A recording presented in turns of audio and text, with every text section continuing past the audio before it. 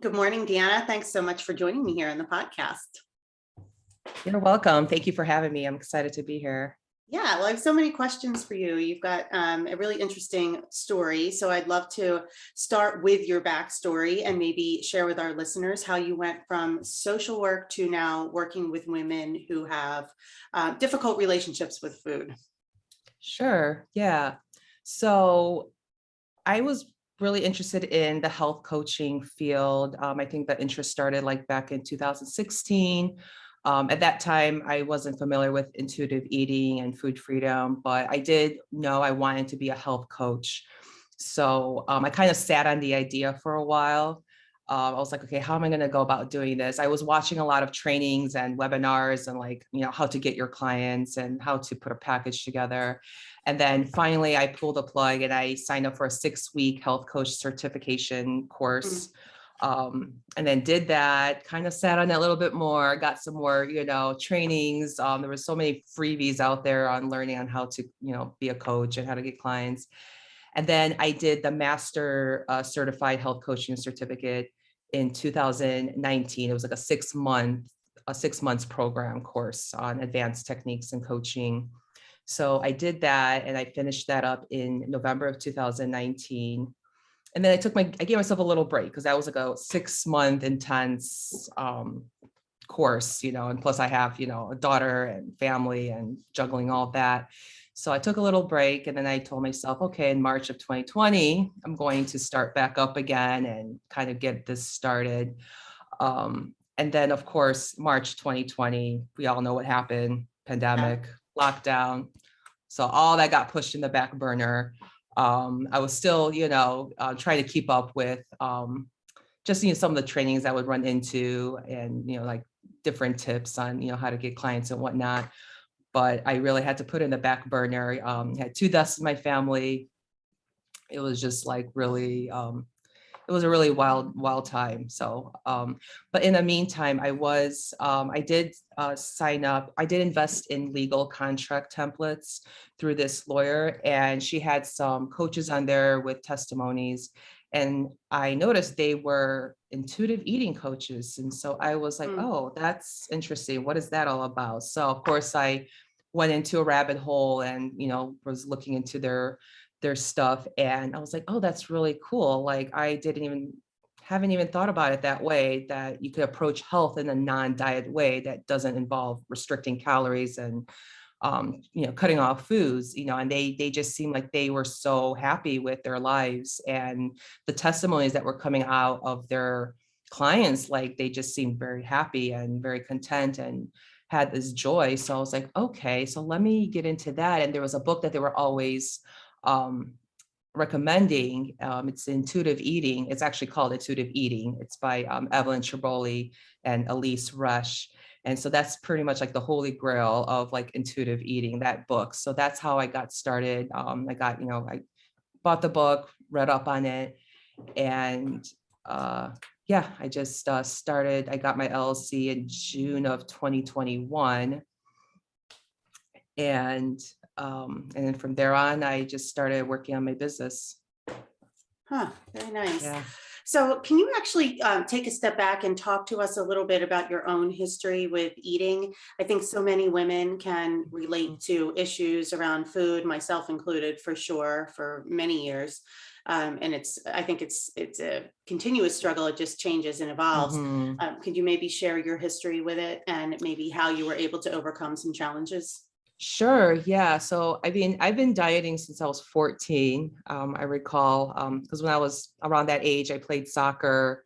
I was in dance. So I really don't know where I thought that I needed to be in a smaller body in order to be accepted.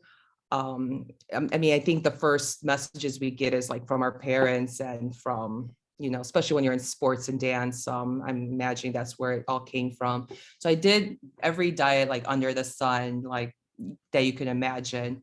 And it was really when I want to say when my father passed away in 2020, like really, I mean, it took that long. And then learning about intuitive eating, that's when I was like, I think let me back up. When my father passed away, I think that's what really propelled me to be like, okay, yes, this is what I want to do. I want to focus on intuitive eating, even for myself. I think life is too short to worry about calories and missing special moments with your family just because you want to skip out on, having cake for a celebration and things like that. I just think life is just way too short to have to be really restricted with food and being on diets all the time. And I just didn't want it to go that route anymore. Especially after learning about intuitive eating, I did feel that you could still lead a healthy lifestyle without dieting or weight loss. There's definitely a way to do that. So I think that was where I kind of changed my shift in how I wanted to view my health in general and stop Yeah. dieting. But it took a long time, and that's normal. It's like some have been dieting like all their life, and Mhm. then they all of a sudden, like decades later, they decide they just don't want to diet anymore. So that's normal Yeah. to come to that point. So Can you tell us a little bit more about intuitive eating for those who don't really understand what that is? yeah, so intuitive eating basically has three main features. One is relying on internal cues to address hunger and fullness, having unconditional permission to eat all the foods when hungry, like Mm. all foods fit. There's no cutting out any foods. There's no morality to foods. There's no good food, bad food. They all fit. And not eating so much for emotional reasons, but more for physical reasons. So that's pretty much intuitive eating in a nutshell. Obviously, there's more to it. Yeah. Intuitive eating, the two dietitians that came out with the book, Intuitive Eating, they have 10 principles that they outline in the book, and then they go really deep into those principles. But in a nutshell, that's basically what intuitive eating is, just using your internal body wisdom to Yeah. address hunger and fullness and satisfaction. Because so much of disordered eating is just wrapped up in emotional connections with food, which It can. that's, so much of it has to be, that's a lot of the work that we have to do is kind of separate the Mhm. emotions from, relying on food to kind of soothe our soul, I guess, so to speak. So I did look at your website, and I like that you talk about health being all encompassing in terms of not just physical health, but mental health, emotional health. And you also mentioned spiritual health, which I like that you mentioned all of those things. And I think a lot of people can understand the first three components, but for many who see that, they see spiritual health as just religion. But spiritual health is a lot more than that. Can you talk about what you mean by spiritual health and keeping that healthy, and maybe how you do that? Sure. Yes. So spiritual health, I mean, it could be any way you want to define it, whether as you believe in a higher, if you believe in God, or if you have another way of being spiritual. I think spiritual is very individual, and it could mean something different for everyone, Mhm. So I think that is the part that I think people do kind of leave out and assume if I'll just keep dieting. But then if you're, emotional, mental and spiritual health isn't there, then the dieting and the restricting foods is not going to Yeah. is I mean, it's not going to help you be, healthy overall. So having a holistic approach to health is the best way to go. Yep. And let's talk a little bit about yo-yo dieting. That's a cycle that people are on for years and years, and it can go from childhood to late adulthood before people make some kind of a switch. And whether it's, I think there are a lot of different ways, right, that you can change your relationship with food, whether it's learning about intuitive eating. For me, I've found a little bit of help with intermittent fasting, just Mhm. in order to kind of remove food from the thought process and the equation a lot of the time and focus on other areas of my life.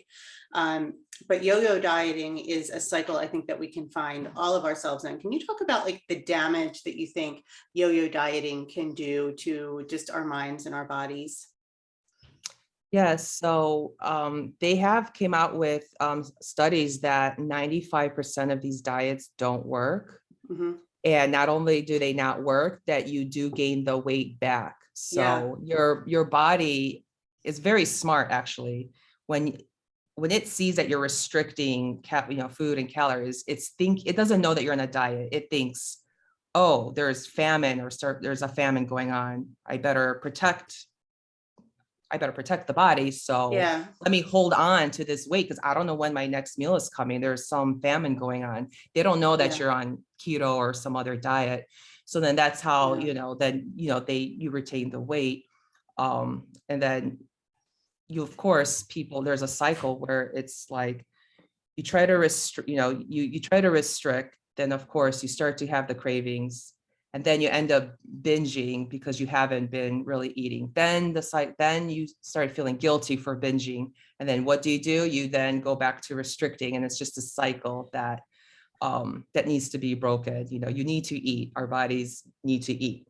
Under eating Yeah. is not the way to go. It's not. I'm glad you described it like that with the full circle and including the shame, because that's such a Mhm. huge part of it. Yes, And in the meantime, we damage our metabolisms, and we're teaching absolutely. ourselves that our body is getting used to like something unrealistic, like 1,200 calories, and then you can't lose weight unless you go below that. And that's how we end No, up breaking ourselves. It's so silly, but you but just don't realize it when you're stuck in it. Okay, so what yeah. about exercise and physical health? What does exercise mean to you, or just moving your body? Yeah, so I know diet culture perpetuates, also workout culture, which they try to make it seem like you need to work like hours and hours on end every day in order to have this like ideal body and to shrink yourself and to have this idea like, if look at me, I'm working out every day for hours on end, I'm good, I'm a Yeah. good person. But that again, just like dieting, I know I have personally where I was going all hard and trying to go to the gym every day, and then I end up falling off the bandwagon and I just then don't exercise for days on end. Hmm. So it's intuitive movement is also part of the intuitive eating kind of Hmm. aspect. It's just finding like movement that you find joy in, because Yes. when you choose a movement that you find joy in, you'll want to do it. Yeah. And even Dr. Sears says the best form of exercise is the one that you like to do. And Yeah. I always go by that. I like to encourage my clients to put together what is called a movement menu. Hmm. So I don't know if you've heard of that term, No. but it's basically so like a restaurant, you list the types of activities that you love doing. And then on any given day, you kind of take, just like a menu, you say, okay, like, how do I want to move today? Let's see, do I want to walk? For me, it's like walking, bar. I like doing bar, riding Uh-huh. bikes. So then any given day I choose. So how do I want to move today? How do I want to move my body today? Let's see, do I want to walk? Do I want to do bar class? Do I want to ride my bike? And you just, based on your intuition, how you feel that day, you kind of choose from those options that you chose yourself, that you'll truly enjoy. And I believe that's the best way to sustain moving your body Yeah, I too. love that concept of a menu. I Yeah. might have to adopt that myself. Yeah. Because I think the same way, and I was hoping you would describe it as finding joy in what you are doing. You should Mhm. enjoy what you're doing. Otherwise, nothing's Yeah. sustainable, right? If we're No. doing something as a chore, yeah. Mhm. Um, but I do like that menu option, because I do tend to fall into routines with things that I like. But there are times when I find myself at body pump class and I'm like, I don't know if I can do a whole hour of this, and my mind's all over. Yeah. And then I think, why am I here? Why am I doing this today? Right. Leave and Right. go do something else. Yeah. So this is something that I like to ask when I get a chance, but as women, well, at least I do, I love to know what other female entrepreneurs are doing throughout their day. Like, what does a day in the life look like for you? And I know our days are very vastly different at times, but if you could describe a typical day, what does your day look like? Typical day. Okay. But yes, it does vary. I do try to, before my daughter goes to school, I try to wake up in the morning before the house does to work out. It doesn't always happen, and I do listen to my body. If I didn't get sleep the night before, then I table that for another time or the next day. But that's typically what I like to do. I do like to start off with my mornings drinking warm lemon water, not because I think it's going to detox me. It's just, I actually like the feeling of just like warm water first thing in the Mm. morning, just to get like my body, like, going, like perking up with that.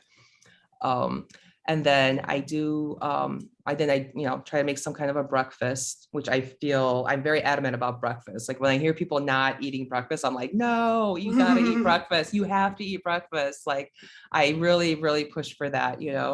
And then, so I do make some kind of a breakfast.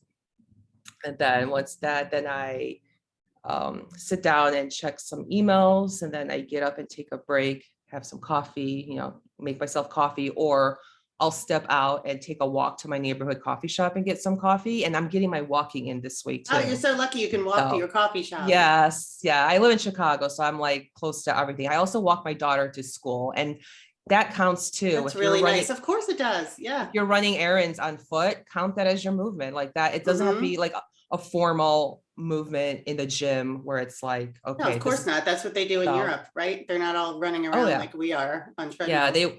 right. They walk everywhere. Yeah, their treadmills are rare there for sure. Hmm. So, and then I work on my business. I either maybe will post on social media something inspirational or helpful, or I just recently formed a website, so I'm going to probably start blogging, providing some valuable content to my audience. Um, and yeah, and I try to take breaks throughout the day, getting up from my chair, even if Yeah. it's like Yeah. even if it's like 5 minutes just to like go to my kitchen or something. Yeah, so it sounds like Um, you do a lot of like block scheduling too. A lot of women yes. who work for themselves tend to do this, and we all call it different things, but just chunking, time Yeah. seems to work really well. Yeah. Yeah. Okay, so let's get back to your coaching. So if you were to start coaching with someone, whether you're coaching me or a woman who has just come to you for the first time, and they're still kind of stuck on the yo-yo diet train, they hate exercise, and they're just sick of it, and they've kind of resigned themselves to the fact that they're never going to lose weight, they're never going to be happy, and this is what their life is going to be like. What would it look like to start working with you? How do you begin your work? So one of the things I do address is their thoughts, their beliefs that led them to their thoughts. So as I believe shifting our thoughts and doing that mindset shifting can really affect how you feel about what's going on, which then will result in the action that you're doing. So I try to help them I start out by helping them with their thoughts Yeah. first, their thought process, and go from there. And just Yeah, keep because asking questions why.